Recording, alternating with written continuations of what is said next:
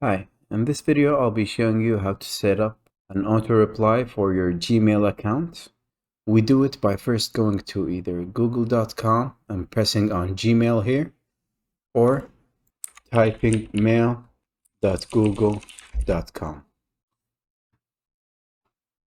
Doing this will take you to your main Gmail inbox. We go to the top right here, settings, press on it, then press on see all settings. In the General tab, we scroll all the way down to Vacation Responder, which is what Google calls Auto Reply. We press on Vacation Responder on. Here, it will ask you for the first day where it starts auto-responding or auto-replying, and you can also set up the last day where it replies. For this field, you'll input the subject line. So as an example here, let's say test auto-reply. In the bottom here, you can input whatever you want Gmail to respond to emails with. As an example, let's say, greetings, I'm currently out of office. You can also add, please contact my backup so-and-so for assistance. And then, let's say as an example, I put email here. Up here, you'll see the different properties that you're able to change. As an example, the font that is used. Let's say here, I'll change it to Georgia. Here, you're able to change the font size.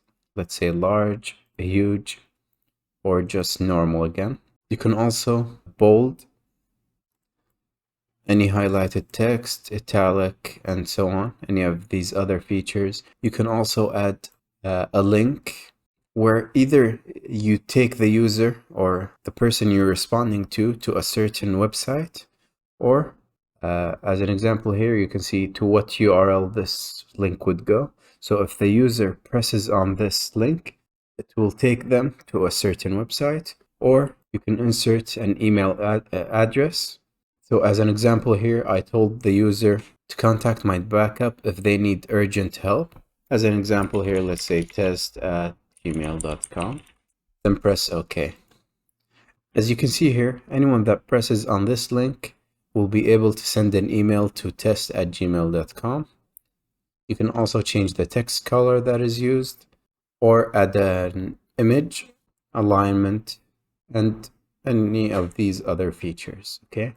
For this check mark, you can choose to only respond to people in your own contacts, but I choose to leave it unchecked in case some people use other emails than they usually do, or you have new customers emailing you and so on.